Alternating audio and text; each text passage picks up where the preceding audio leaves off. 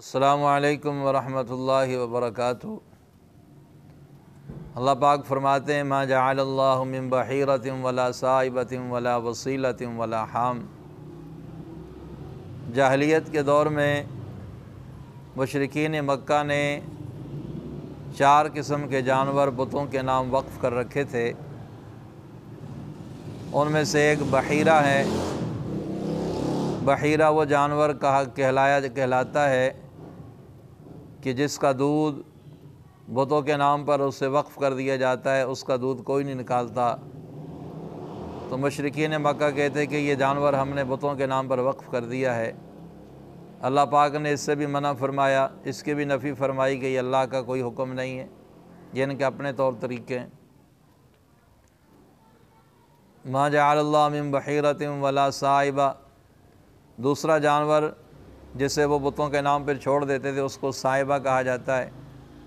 وہ جانور ہے کہ اسے بھی بتوں کے نام پر چھوڑا جاتا تھا، نہ اس کا گوشت کھاتے تھے، نہ اس پر سواری کرتے تھے، نہ اس کا دودھ نکالتے تھے۔ اللہ پاک نے اس کی بھی نفی فرمائی کہ اللہ نے اس قسم کا کوئی حکم نازل نہیں کیا۔ تیسری قسم کا جانور جس کو وصیلہ کہا جاتا ہے،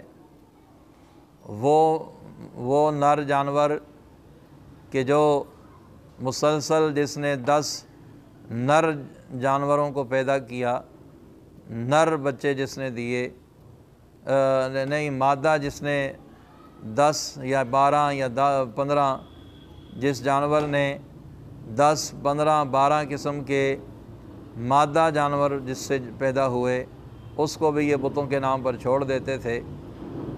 اللہ پاک نے اس کے بھی نفی فرمائی۔ ولا حام، چوتھی قسم کا جو جانور جس کو وہ بتوں کے نام پر چھوڑ دیتے تھے، جسے حام کہا جاتا ہے۔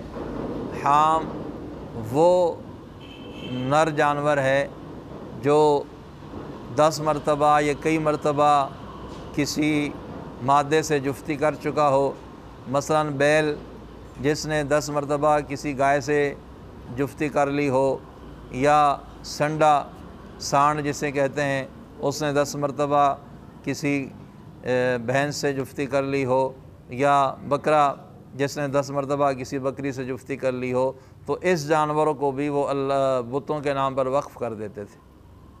تو اللہ پاک نے ان تمام چیزوں کی نفی فرمائی کہ یہ ان کے طور طریقے ہیں، ان کا اسلام سے، دین سے، اللہ کے حکم سے کوئی تعلق نہیں۔ اللہ رب العزت نے کسی جانور کو یوں چھوڑنے کا حکم نہیں دیا۔ اس بات سے یاد آ گئی کہ آج کل ہمارے ہاں پنجاب میں حاجی شیر کے نام پر جو کچھ گائے، کچھ چیزیں گھروں میں پھرتی رہتی ہیں، 5 7 گائیں، بلکہ اس سے بھی زیادہ، جو ان کے ساتھ 5 7 آدمی ہوتے ہیں، وہ جگہ جگہ، گلی گلی، محلوں میں، گاؤں میں، قریہ قریہ، بستی بستی گھومتی ہیں۔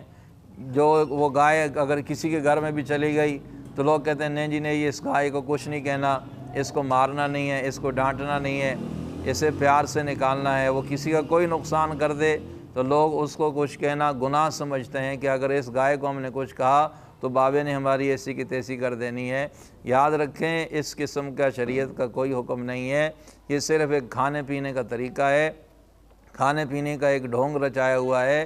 اس قسم کی گائے کہیں پر بھی آئے انہیں سختی سے روکیں، بلکہ جو لوگ ان کے ساتھ ہیں ان کی اچھی طرح تواضع بھی کرنی چاہیے کہ تم نے یہ کیا تماشا بنایا ہوا ہے دین پر، یہ تم نے کیا کھانے پینے کا، اپنی روٹیاں سیدھے کرنے کا نظام بنایا ہے۔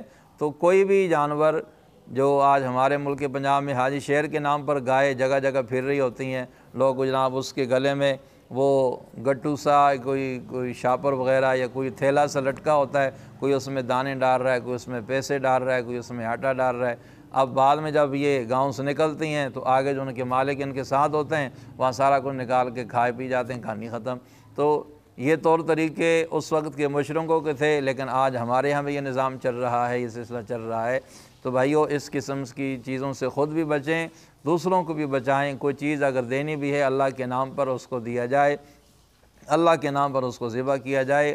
اللہ کے علاوہ کسی کے نام پر کوئی چیز دینا، ذبح کرنا، یہ وقف کرنا، یہ شریعت میں حرام ہے۔ اللہ پاک مجھے اور آپ سب کو دین سمجھ کر عمل کرنے کی توفیق عطا فرمائے۔